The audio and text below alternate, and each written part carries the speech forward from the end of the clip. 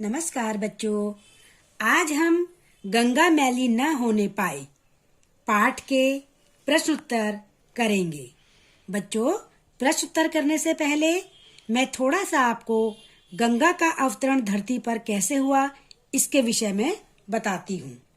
बच्चों, आपको पता है कि गंगा को धरती पर महाराज भगीरथ ने पृथ्वी लोक पर रहने वाले लोगों की भलाई के लिए उतारा था। बच्चों, प्राचीन काल में एक राजा हुए थे जिनका नाम सगर था। सगर एक प्रतापी और शक्तिशाली राजा थे। राजा सगर के अश्वमेध घोड़े को देवताओं के राजा इंद्र ने पकड़ लिया था और घोड़े को कपिल मुनि के आश्रम में बांध दिया था। अश्वमेध घोड़े की तलाश में जब राजा सगर के 60,000 पुत्र निकले, तब उन्होंने मुनि के आश्रम में घोड़े को बंधा देखा तो आश्रम पर ही धावा बोल दिया। उसी समय तप में लीन कपिल मुनि की आंखें खुल गई और वे क्रोधित हो गए। मुनि की आंखों में ज्वाला उठी और सगर के 60,000 पुत्रों को पल भर में ही भस्म कर दिया, यानी राख कर दिया। राजा सगर के एक और पुत्र थे अंशुमान को जब इस बात का पता चला तो उन्होंने कपिल मुनि से अपने भाइयों की आत्मा के उद्धार की प्रार्थना की।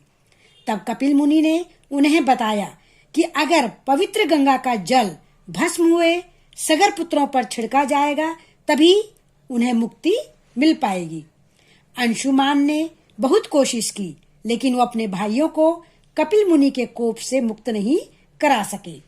बाद में उनके पोते राजा भगीरथ, जो भगीरथ थे कौन थे? वो अंशुमान के पोते थे। अपने पूर्वजों की आत्मा की शांति के लिए तपस्या करने का बीड़ा उठाया। पूर्वजों का उद्धार करने के लिए भगीरथ ने कठोर तपस्या की और आखिरकार गंगा को धरती पर आने की उनकी प्रार्थना को स्वीकार करना ही पड़ा। अब बच्चों, आपको पता है कि धरती पर गंगा आए कैसे, क्योंकि गंगा की धारा इतनी तेज थी कि उसके सीधे धरती पर आने का मतलब था तबाही।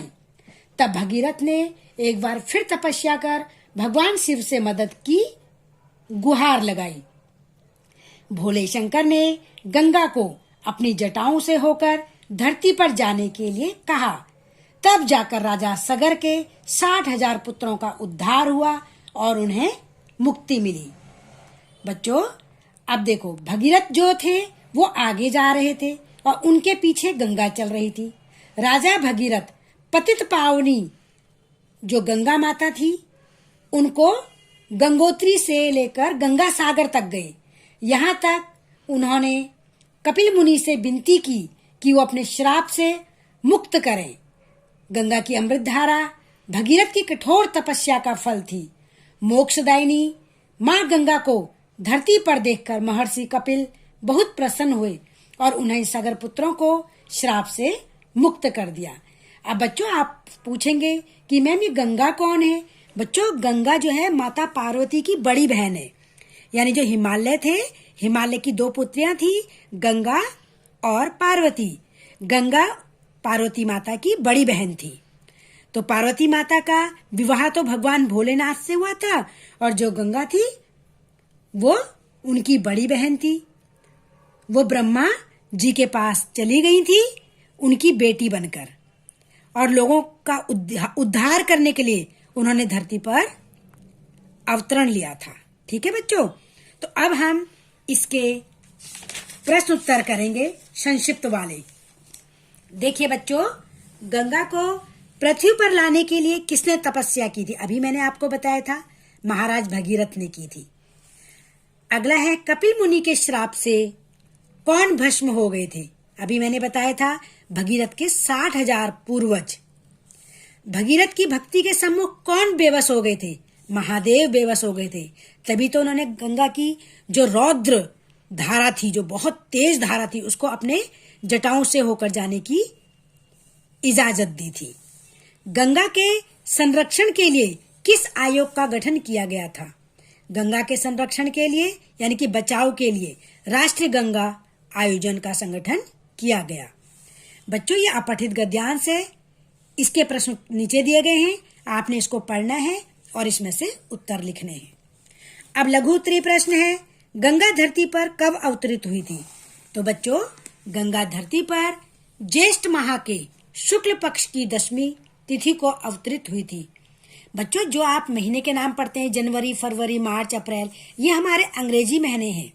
जो हिंदी माह हैं वो हमारे होते हैं चैत्र, वैशाख, जेठ, आषाढ़। ठीक है, तो इसमें जेठ जो माह है उसके शुक्ल पक्ष, क्योंकि 2 पक्ष होते हैं महीने के, तो शुक्ल पक्ष की 10वीं तिथि को अवतरित हुई थी। एक होता है शुक्ल पक्ष, एक होता है कृष्ण पक्ष। ये 15-15 दिन के पक्ष होते हैं। ठीक है, अगला देखिए, पृथ्वी पर गंगा को किन किन नामों से जाना जाता है? पृथ्वी पर गंगा को जाह्नवी, भागीरथी और त्रिपथगा के नाम से जानी जाती है। अगला है, गंगा किन किन देशों को अपने जल से एक सूत्र में जोड़ती है, यानी कि किन को आपस में जोड़ती है? गंगा भारत, नेपाल और बांग्लादेश को अपने जल से एक सूत्र में जोड़ती है। अगला है, कोलकाता में गंगा किस नाम से जानी जाती है? बच्चों, कोलकाता में गंगा हुगली नदी के नाम से जानी जाती है। अगला है, प्रयागराज में गंगा के साथ किन किन नदियों का मिलन होता है? प्रयागराज में गंगा के साथ यमुना और सरस्वती नदी का मिलन होता है। अगला है, गंगा के किनारे बसे किन्हीं धार्मिक प्रमुख पर्यटन स्थल का नाम लिखिए। गंगा के किनारे 3 प्रमुख धार्मिक पर्यटन स्थल हरिद्वार, इलाहाबाद और काशी हैं। अब बच्चों, ये दीर्घ उत्तरीय प्रश्न है। गंगा के पृथ्वी पर अवतरण संबंधी पौराणिक कथा को अपने शब्दों में लिखिए। अभी मैंने आपको कहानी बताई थी। देखिए, महाराज भगीरथ ने अपने 60,000 शापग्रस्त पूर्वजों के उद्धार हेतु गंगा को पृथ्वी पर उतारा था। कपिल मुनि के श्राप से महाराज भगीरथ के पूर्वज भस्म हो गए थे। उनके उद्धार के लिए भगीरथ ने कठोर साधना तथा कठिन तपस्या तथा एकनिष्ठ भक्ति की, जिससे प्रसन्न होकर महादेव ने अपनी जटाओं के द्वारा गंगा को मानव जाति के उद्धार के लिए पृथ्वी पर भेज दिया। गंगा ही एक ऐसी नदी है जो स्वर्ग, पृथ्वी और पाताल तीनों लोकों में बहती है। 3 लोक है ना बच्चों, स्वर्गलोक, पृथ्वीलोक और पाताल लोक। तो उन तीनों लोकों में गंगा बहती है। भगीरथ के प्रयासों से गंगा के पृथ्वी पर आने के कारण इसे भगीरथी भी कहा जाता है। तो आप याद रखो कि गंगा का एक नाम भगीरथी भी है। अगला प्रश्न है, गंगोत्री नामक हिमनद की विशेषताएं लिखिए। हिमालय के गोमुख स्थान पर स्थित गंगोत्री हिमनद से इसका जल प्रवाह प्रारंभ होता है, यानी कि यहाँ से निकलती है यह हिमनद लगभग 25 किलोमीटर लंबा, 4 किलोमीटर चौड़ा तथा 40 मीटर ऊंचा है। गोमुख के रास्ते पर चिरबासा गांव से इस विशाल हिमनद के दर्शन होते हैं। अगला है, गंगा किस स्थान पर मैदानी भाग का स्पर्श करती है? बच्चों, गंगा ऋषिकेश होते हुए हरिद्वार में मैदानी भाग को स्पर्श करती है। अगला है, स्पर्श मतलब छूना, यानी कि हरिद्वार एक प्लेन जगह है ना, तो वहां पर ये प्लेन में स्पर्श करती है। गंगा की तीव्र जलधारा में कौन कौन से आधुनिक खेल खेले जाते हैं? गंगा की तीव्र यानी कि तेज जलधारा में राफ्टिंग, कैनोइंग और क्याकिंग जैसे साहसिक खेल खेले जाते हैं। अगला है, गंगा ने किन किन धार्मिक मान्यताओं को अपने आंचल में पनाह दी? बच्चों, भारत की धार्मिक मान्यताओं को गंगा ने अपने आंचल में पनाह दी। लोग इसके जल से स्नान कर स्वयं को पाप मुक्त मानते हैं। आपको पता है ना, सब कहते हैं कि हम तो गंगा स्नान करने जा रहे हैं, अपने पापों को धोने जा रहे हैं। तो क्योंकि गंगा का जल बहुत ही ज्यादा पवित्र मानते हैं, इसलिए वहां लोग स्नान करने जाते हैं। गंगा जल के बिना पूजा अर्चना संपूर्ण नहीं होती। आप देखते होंगे अपने घर में कि जब आपके घर में पूजा अर्चना होती है तो गंगा जल छिड़का जाता है, तो गंगा जल से शुद्धि होती है। और मकर संक्रांति और जब कुंभ का मेला लगता है या गंगा दशहरा आदि अनेक पर्व इसके तट पर ही मनाए जाते हैं। सुबह शाम गंगा मैया की आरती कर दीपदान किया जाता है। दीपदान मतलब दिए जलाए जाते हैं तथा अनगिनत वरदान मांगे जाते हैं। अगला है, देहरादून वन अनुसंधान संस्थान ने गंगा की स्वच्छता के लिए क्या उपाय सुझाया है? देहरादून वन अनुसंधान संस्थान ने गंगा स्वच्छता के लिए यह कारगर उपाय सुझाया है कि गंगोत्री से गंगा सागर तक गंगा के किनारे पेड़ पौधे लगाकर राष्ट्रीय नदी गंगा की स्वच्छता में अहम योगदान दिया जा सकता है। अगला है, यदि गंगा की स्वच्छता और संरक्षण का उपाय शीघ्र ही नहीं किया गया तो क्या हानि होगी?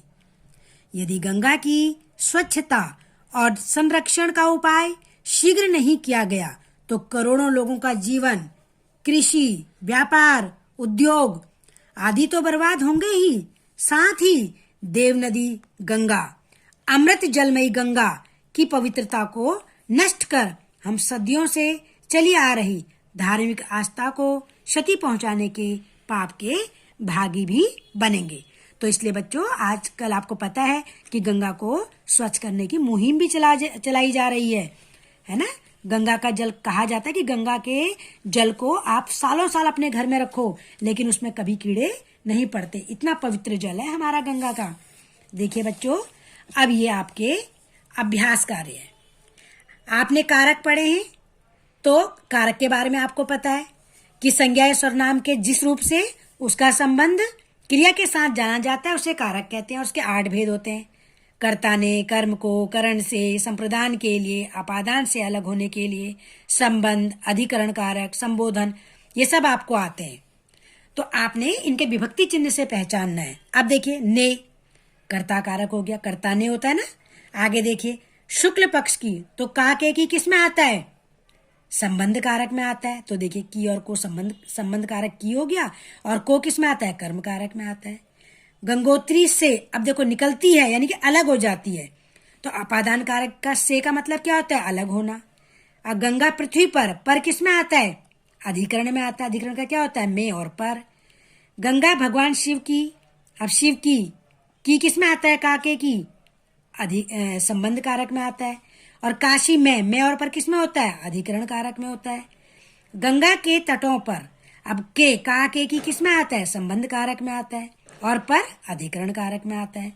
अब गंगा की, फिर वही की की किस में आता है? संबंध कारक में, और के लिए संप्रदान कारक में आता है। हे गंगे, तो हे संबोधन है तो संबोधन कारक है। तो बच्चों ये कारक है, ये आप अपनी बुक में करेंगे। अब देखिए बच्चों, समास, ये समास है। देखो, जो द्वंद्व समास होता है उसके बीच में ये आता है डैश, योजक चिन्ह, यही है ना। तो इसका मतलब और या अथवा होता है। और जो द्विगु समास होता है उसमें शुरू में संख्या आती है और दूसरा पद विशेष्य होता है। तो देखिए, जैसे चौराहा यानी कि गिनती आ गई, तो 4 राहों का समूह यानी कि द्विगु हो गया क्योंकि गिनती आ गई। अब देखो, योजक चिन्ह आ गया तो यानी कि और या ये आएगा तो राजा और प्रजा, तो ये द्वंद्व समास हो गया।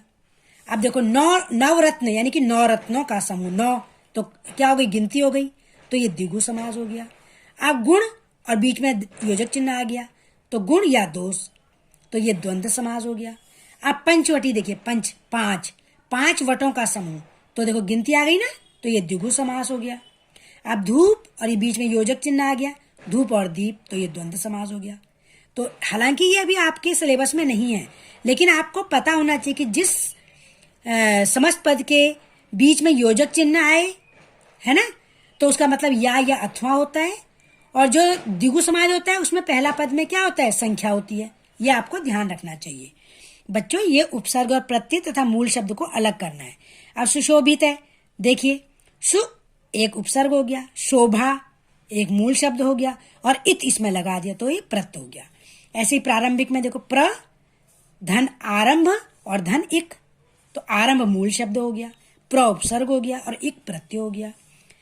संलग्नता, तो देखिए, सम एक उपसर्ग हो गया, लग्न मूल शब्द हो गया और ता प्रत्यय हो गया। स्वच्छता, तो सु इसका उपसर्ग हुआ, अच्छा इसका मूल शब्द हो गया और ता इसका प्रत्यय हो गया। अनुसंधान करता, इसमें देखिए, अनु उपसर्ग है, संधान मूल शब्द है और कर्ता प्रत्यय है। आमंत्रित, आ उपसर्ग है, मंत्र मूल शब्द है और इत प्रत्यय है। संरक्षित में देखिए, सम मूल शब्द है, रक्षा मूल शब्द है और जो सम है वो उपसर्ग है और प्रत्यय इत है। ठीक है बच्चों, ये आपके मूल शब्द, उपसर्ग और प्रत्यय हो गए। अब देखिए, नीचे लिखे रेखांकित शब्दों के लिए उचित विकल्प पर सही निशान लगाइए। बच्चों, ये विशेषण है। आपको पता है कि विशेषण क्या होते हैं? जो संज्ञा या सर्वनाम शब्दों की विशेषता बताते हैं। तो यह है, अब देखो, हिम नदी एक नाम है, संज्ञा है, उससे पहले आ रहा है, तो इसका मतलब सार्वनामिक विशेषण हो गया। जो शब्द संज्ञा से पहले यदि सर्वनाम आता है तो वो सार्वनामिक विशेषण होता है। अब लगभग 200 किलोमीटर, अब देखिए ये परिमाणवाचक आ गया है ना। अब देखिए, परवाह मार्ग में गंगा अपनी 5, फिर ये संख्या आ गया तो संख्यावाचक विशेषण हो गया। अब नदी से पहले क्या लगा है? सर्वनाम लगा है, तो इसलिए सार्वनामिक हो गया। अब फल से पहले कुछ लगा है, तो फलों से पहले कुछ लगा है तो इसका मतलब ये परिमाणवाचक हो गया। अब गंगा के किनारे अनेक शहर, अब शहर से पहले अनेक आ गया तो यानी कि ये भी संख्यावाचक विशेषण हो गया। तो बच्चों, ये काम आप अपनी बुक में करेंगे और जो लिखित प्रश्न हैं वो आप अपनी नोटबुक में लिखेंगे और मौखिक प्रश्नों को आप अपनी बुक में ही लिखेंगे।